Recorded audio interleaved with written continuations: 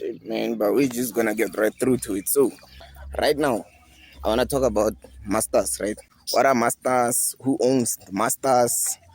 What power does the law give somebody who owns the masters, and what determines who is the owner of the masters? Ordinarily, I speak from a perspective of the artist, right? So I'm gonna speak from there. I'm not gonna talk much about the instrumentals. I'm gonna talk a lot more about vocals. So master's recording is the original recording, right, of the vocals. Now, any other copy made from that recording is a slave copy, right? But the original is the masters. That's what masters are. So they call these other ones masters. So right now, I have a voice, I can talk, and it's not recorded. People maybe they can remember, but it's not recorded. Now to have that recording, you see, it's a digital product. Now we're gonna get right into explaining it like this. Now, who owns the masters? The person who owns the technology that produces the masters owns them.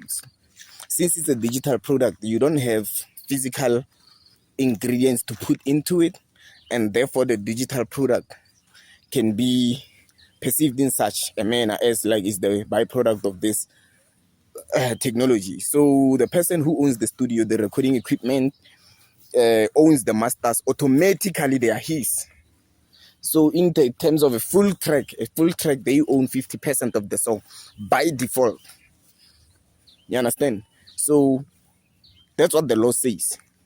For people who were laughing and joking about Maporisa saying people were using his electricity, eating his food, using his equipment. No, he was actually telling people about the law. That's what it says. And it's only fair when you think about it. You understand?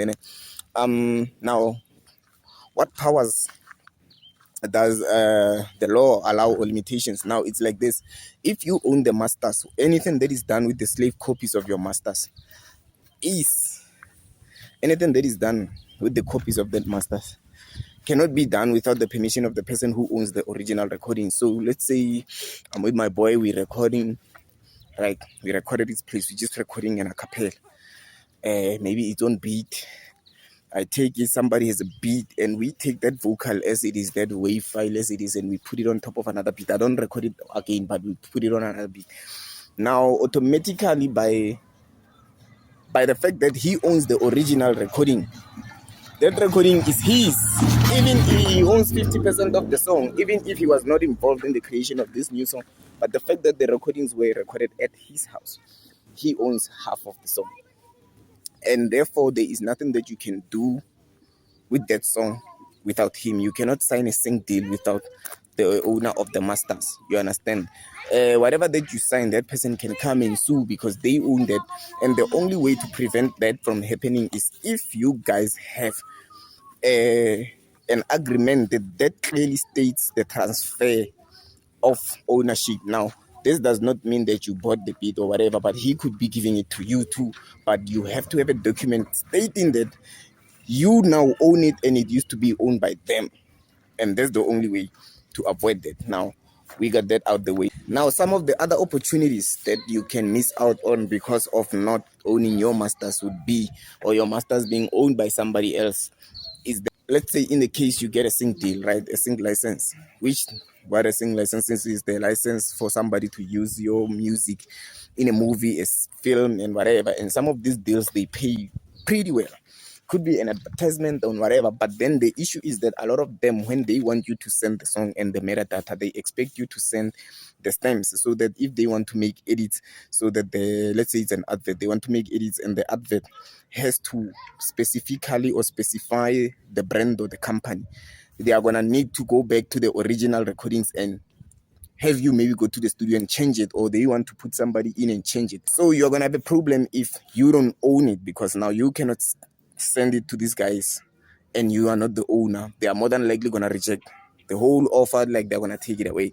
So you gotta make sure that you take care of that. When coming to masters, it's okay if as a person, like as an artist, you actually you don't really understand much, but make sure you learn, because it's only been in the past 5 years that we have had more conversations from the side of the artist talking about masters. It was not common. It was not common knowledge.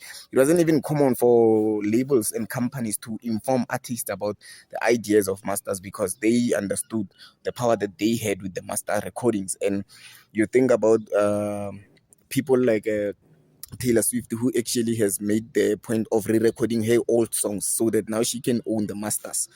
And that's one of the options. Re-record the song, bro. Like now in the next video, I'm gonna make sure that we actually get to talk about how you can protect yourself and how you can ensure that you always either own your masters, or you actually sign, like, get into agreements that don't give people the power or ownership of your masters completely forever.